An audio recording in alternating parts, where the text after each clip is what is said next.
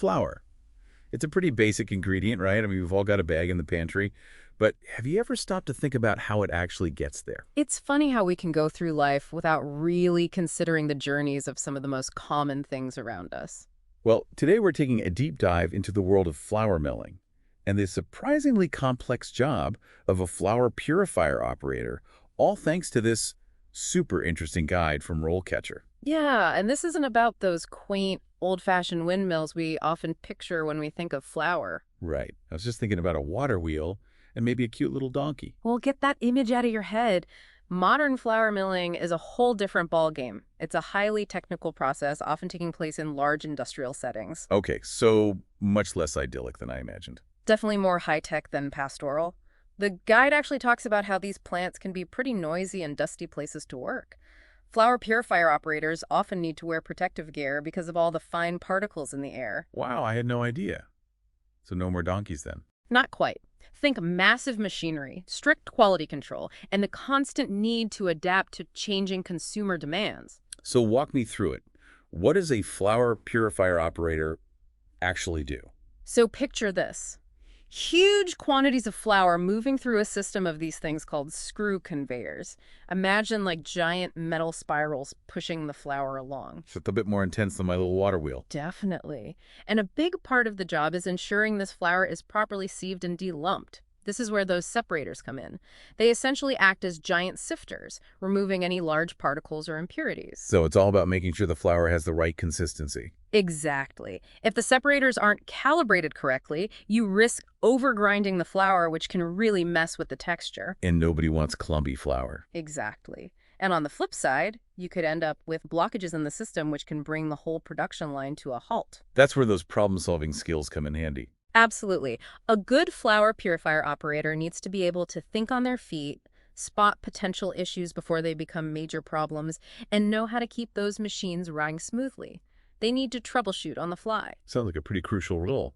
Absolutely. They're kind of like the unsung heroes of the baking world. After all, you can't have a good loaf of bread without good flour. So if I'm understanding this right, it's not just about knowing how to operate the machinery. There's a whole other level of expertise involved, right? Absolutely. And this is where things get really interesting. This field is constantly evolving, especially with the rising popularity of things like organic and gluten-free flours. Oh, for sure. I feel like I see those options everywhere now. Right. And that shift in consumer demand has a direct impact on the work of a flour purifier operator. They might need to learn how to work with new types of grain, adapt their processes for different textures, and stay updated on the latest technology for handling these specialty flours. So it's a job that keeps you on your toes. Definitely not a monotonous job. And while automation is changing so many industries, the demand for skilled operators in food production, especially for a role like this, means a certain level of job security, which is reassuring. Especially these days. RoleCatcher pointed that out, didn't they? That the job outlook is pretty stable. They did. And that's partly because flour purifier operators play such an essential role in our daily lives. Okay, so now's the part where you blow my mind and tell me how my gluten-free toast is all thanks to a flour purifier operator, right? Well, think about it. Every single loaf of bread, every pizza crust, every cake, every cookie, chances are a flour purifier operator was involved at some point in the process. They're making sure the flour we use is safe and consistent and high quality. Wow. I never really thought about it like that. It's easy to overlook the hidden complexity behind everyday items. For sure. So this got me thinking, what if someone listening is like, sign me up, where do I apply? What would you tell them? Well, RoleCatcher actually offered some great advice on getting started in this field. Oh, yeah. They had that whole section on, like, getting started or something like that. Exactly. And they really stressed the importance of hands-on experience, which makes sense. Internships, probably, right? Or apprenticeships. Exactly. Though those can be competitive. They also mentioned things like volunteering or job shadowing at a local mill as a great way to get a foot in the door and get a feel for the work. And to show potential employers that you're serious. Exactly. But it doesn't stop there. Once you're in, it's all about continuous learning. They talked about taking online courses, going to industry conferences, and even joining professional organizations to stay up to date. Which makes sense since this is such a rapidly evolving field. Right. Technology is always changing. Consumer preferences are always changing. It's a lot to keep up with. So it sounds like you really need to be passionate and dedicated to thrive in this line of work. Absolutely. And one thing I thought was really interesting was RoleCatcher's emphasis on seeking out mentors in the industry.